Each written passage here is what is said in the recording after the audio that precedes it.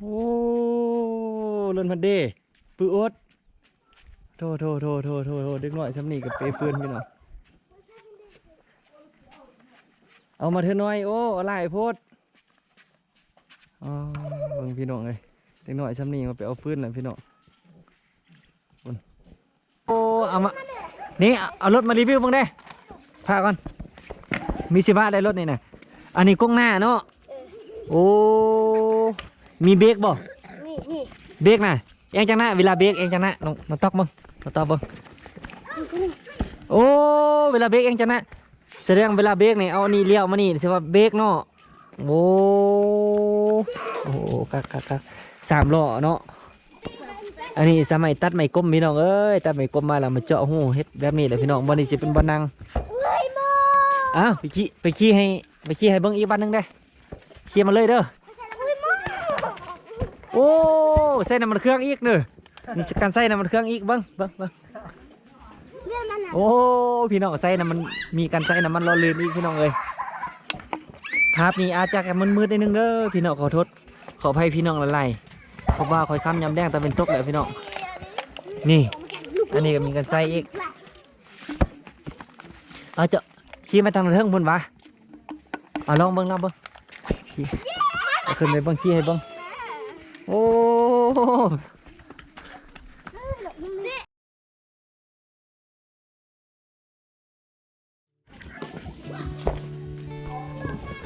สบายดีสวัสดีพี่น้องทางฝั่งลาวและฝั่งไทยยินดีต้อนรับเข้าสู่ช่องวิถีชีวิตชาวบ้าน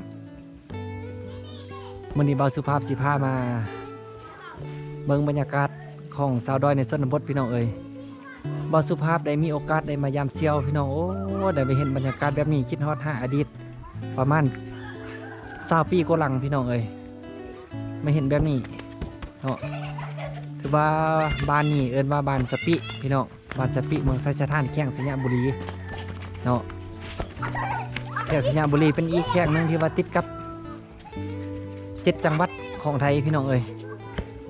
ติดกับ7 จังหวัดของไทยคือว่าหมู่บ้านนี้ติดกับอำเภอเฉลิมพระเกียรติประเทศไทยพี่น้องหมู่บ้านที่ใกล้กันที่สุดมีหมู่บ้านบกหญ้าหมู่บ้านน้ำดีแล้วก็หมู่บ้านเปียงซอพี่น้องหมู่บ้านเปียงซอนี่ขึ้นกับอำเภอเฉลิมพระเกียรติประเทศไทยพี่น้องเลยถือว่าเป็นหมู่บ้านนี่ถือว่าเป็นหมู่บ้านที่ว่าติดขอบชายแดนสุดของลาวแหละพี่น้องโอ้โถเห็นเด็กน้อยเขาขี่รถมาพุ่นพี่น้องเลยเราเอาขึ้นไปเบิ้งมาเห็นเด็กน้อยเตะบ้านแบบนี้พี่น้องเอ้ยเขาเจ้าก็จักลินเต็มที่แต่ฮักบ่มีเดินบ่มีหยังพี่น้องบ่าวสุภาพมาเห็นแบบนี้แล้วบ่าวสุภาพคิดฮอดหาอดีตก่อนหลังที่ว่า20 ปีก่อนหลังพี่น้องเลยตะกี้บ่าวสุภาพเคยลินแบบนี้นะพี่น้องเลยบ่าวสุภาพเคยมาอยู่บ้านนี่ประมาณ5 ปีพี่น้องเคยมาประจำการอยู่บ้านสปีนี่พี่น้องเลยโอ้ยไปแล้ว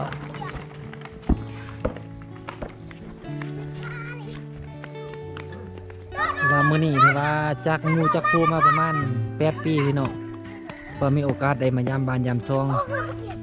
ได้มายามหมู่ยามครูบอลที่เคยประจำการอยู่พี่น้องเอ้ยบอลที่เคยอยู่เคยนอนนำมาเห็นพี่น้องโอ้ลูกหลานเฮาพี่น้องบ่าวสุภาพเนี่ยเป็นครูพี่น้องเอ้ยเป็นครูสอนประถม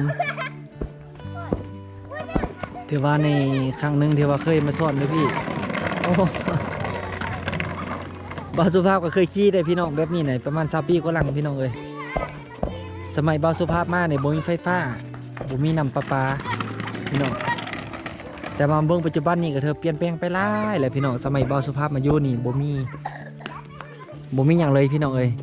เฮือนกับเฮือนมุงหญ้าเฮือนหลังน้อยๆพี่น้องไฟก็อาศัยไม้แป๊กหรือว่าไม้สนเนาะอาศัยไตว่าปัจจุบันนี่มีการเปลี่ยนแปลงหลายเอามารีวิวบ้างแน่รถหนามารีวิวบ้างแน่ขี่ลงมาเลยโอ้เบิ่งเขาเจ้าอ่อนซ้อนให้พี่น้องเลยโอ้เอามานี่เอารถมารีวิวบ้างแน่พาก่อนมีสิบาได้รถนี่นะอันนี้กล้องหน้าเนาะโอ้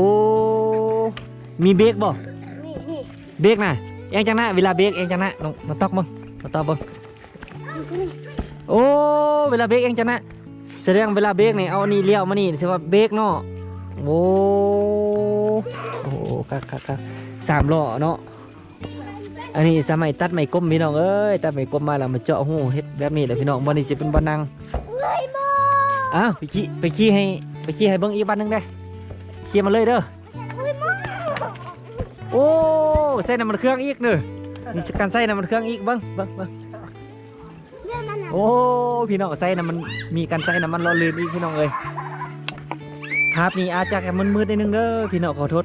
ขออภัยพี่น้องหลายๆเพราะว่าคอยค้ำยำแดงแต่เป็นตกแหละพี่น้องนี่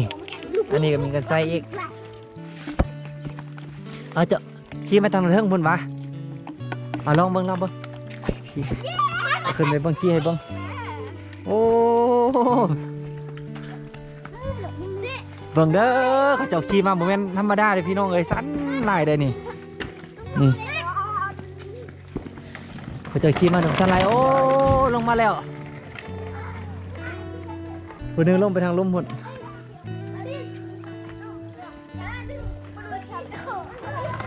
โอ้ลงไปแล้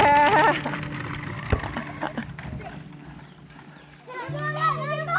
โอ้เอาวันนี้พาลองแข่งกันเบิ้งเปลี่ยนลองเด้อ2 คนลองแข่งกันเบิ้งเอามาเปลี่ยนลองแข่งกันเบิ้งสิปล่อยให้ไปสิฮอดสิใส่โอ้ไอ้ลุยกับขี้เจ้าพยานแควหักบ่โอ้มาแล้วโอ้2 คนเฮียกันพาไปเปลี่ยนลองลงเบิ้งแข่งกันหน่อยเบิ้งให้บ่ลองแข่งกันเบิ้งเอาไปสิฮอดสิใส่กันอยู่ฮันเดอร์เจ้าน้อยที่ลงไปเบิ้งเด้อไปสิฮอดสิใส่เด้อลงมาไพชนะตัดสินให้เปลี่ยนลองโอ้สอนมา2 คนเลยพี่น้องหุ่นว้าไปแล้วพี่น้องเอ้ยยังอีกคันหนึ่งกำลังลงมาพี่น้อง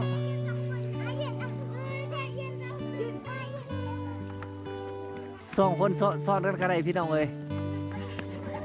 อ้าวโอ้เถอะเบรกถือว่ามีเลยพี่น้องมีเซฟตี้พอสมควรพี่น้องเลยเดี๋ยว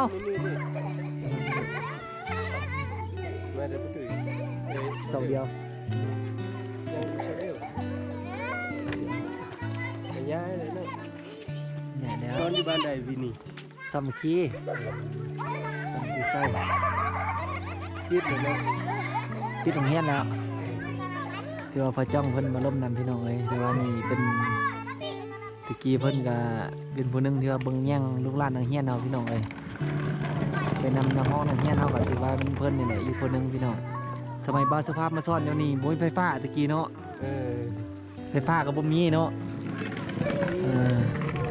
เพิ่นเนี่ยไปอุบไปล้มไปเบิ่งนำทางเฮียนมาซิ่งมานั่นตะกี้พี่น้องเอ้ยเพราะว่าทางเฮียนอยู่ด้วยนี่เขาเจ้าบ่ได้สมัครใจมาเฮียนเนาะเขาดึงเขาเจ้ามาเฮียนเพราะว่าเขาสิได้นำได้ไต้เนาะลูกผู้เดียวเนี่ยเด็กลูกสาวผู้เดียวเพิ่นทำสารทุกดิบพี่น้องเอ้ยบ่าวสุภาพนี่มีลูกจักคนแล้วอาจารย์บ่าวสุภาพมีลูกผู้เดียวเมียก็ซ่อนอยู่นำกันหั่นบ่าวสุภาพนี่มักเด็กน้อยฮักเด็กน้อยพี่น้องเอ้ยบ่าวสุภาพเป็นครูสอนทางเรียนประถมพี่น้องคนนึง5ป .5 ลงอยู่บ้านเนาะ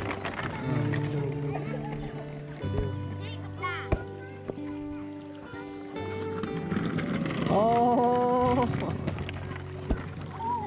มาเห็นแล้วนี่เลยคิดฮอดหาตอนยังน้อยกับลิ้นแล้วนี่แหละลิ้นแล้วนี่กินแล้วนี่แหละโอ้หมอดนี่คิดฮอดหาบานหาซองคิดฮอดหาอดีตตะกี้โอ้เล่นพันเดปื้ออดโทเด็กน้อยสำนีกับเปปืนพี่น้องเอามาเถอะน้อยโอ้อะไรโพดพี่น้องเลยเด็กน้อยซ้ำนี่มาไปเอาปืนเลยพี่น้อง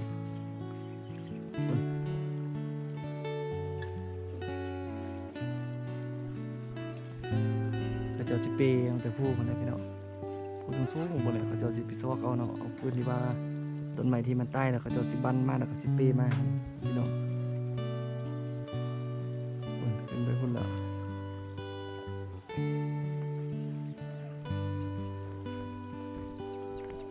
เบิ่งว่าสิพาไปลมเบิ่งนำไปเบิ่งเลยพี่น้องเลยโอ้อีกหน่อยสำนึกของโอฟืนนี่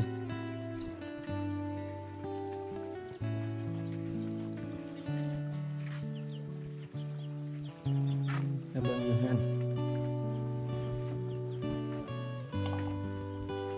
อุเซลองเฮ็ดลอง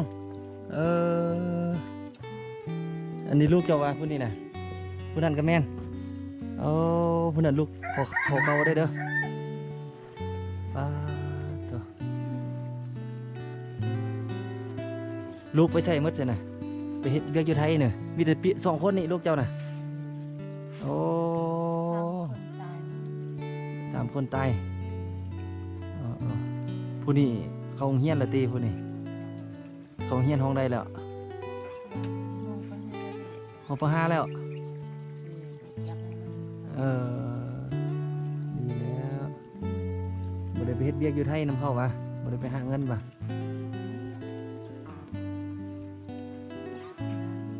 เห็นเปปืนมาเมื่อกี้แต่แพะล่องนี่ครอบครัวน่ะทั้งหมดแซะล่องทั้งหมดน่ะครอบครัวมาน่ะสีล่องอีพ่นมาล่องกับตรงนี้ไอแมนกันไอแมนมาไอมีข้องน่ะเคนพันเดบเคนน่ะทำงานกันแองเกิกบุญมาเป็นยาเคนเนาะเอิดโอดพันเด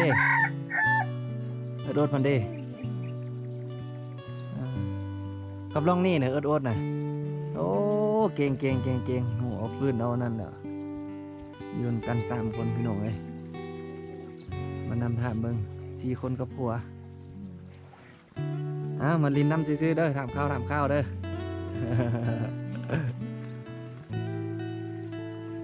บทสภาพเป็นหลอดเบิ่งทางลมรีวิวทางลมผมพี่น้องยืนกัน3 คน4 คนกับผัวมันไปรับจ้างล้อมหัวเขาเจ้าพี่น้องเลยนี่เขาเจ้าจะหาฟืนแบบนี้นะพี่น้องหาฟืนเอาไว้ใหม่สิเป็นใหม่ที่ว่าใต้แล้วพี่น้องงานใหม่งานต่อไปเขาเจ้าก็สิมาหาไว้แบบนี้เนาะสะสมไว้เวลายามฝนพี่น้องยามฝนนี่ทั้งนี้ฝนตกหลายพี่น้องเลยฝนตกหลายเวลาฝนตกฝนลิ้นมาเนี่ยสิออกไปใส่บ่ได้สิมีน้ำหมอกมาพี่น้องน้ำหมอกแล้วก็จะมีฝนน้ำหมอกจะมีฝนพี่น้องเลยนี่แหละเพิ่นว่าเมืองสถานภูเขาทะเลหมอกพี่น้องเลยอันนี้จะเป็นเฮือนใหญ่เขาเจ้าพี่น้องอันนี้จะเป็นเฮือนใหญ่แล้วตัวนั้นจะเป็นเฮือนครัวเนาะเขาเจ้าสิอยู่กันแบบนี้4 คนพี่น้องผัวที่ว่าเป็นคนพิการพี่น้องเลยเป็นคนที่ว่าเปลี่ยนพิการเบื้องหนึ่งก็ถือว่าสู่ชนชีวิตพอสมควรพี่น้องเลยเลี้ยงลูกกัน2 คนเนาะสิไม่มีอย่างไรพี่น้องนั่นมาเบิ้งทำข้าวเบิ้งพี่น้องเลยกลับมาหาเซียววันนี้มายามเซียวพี่น้องมายามทำข้าวเพิ่นอยู่จังใดกินจังใดเนาะ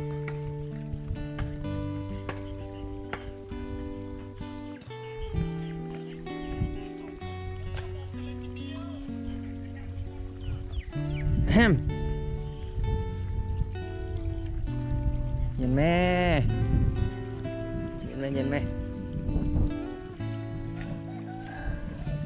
น้องอันนี้แหละอนุญาตพี่น้องเราข้าวพี่น้องเลยต้มกินเองพี่น้องเขาก็ปลูกเองเขาเฮ็ดให้พี่น้องเลยหลังจากเฮ็ดให้มาแล้วก็มาสีมามักแล้วก็มาต้มพี่น้องนี่แกต้มเราพี่น้องเลยต้มเอาเองเลยอยากกินเราบ่ต้องซื้ออยากกินเป็ดกินไก่เนี่ยบ่ต้องไปซอกซื้อมาเลี้ยงเองอยากกินเราก็ต้มเองโอ้นักเลงขนาดพี่น้องเลยหากสิบ่มีหยังหลายพี่น้องสำหรับพี่นี่ก็สิขอลาพี่ลาน้องบ่เพียงสำนี้เด้อพี่น้องพี่นาพอกันไหมพี่น้องเอ้ยฝากกดไลค์กดแชร์กดติดตามให้เบาสุภาพได้พี่น้องเพื่อเป็นกำลังใจให้เบาสุภาพเฮ็ดคลิปต่อไปคลิปนี้ขอลาพี่ลาน้องบ่เพียงสำนี้พี่น้องคลิปหน้าพอกันไหม ขอขอบใจ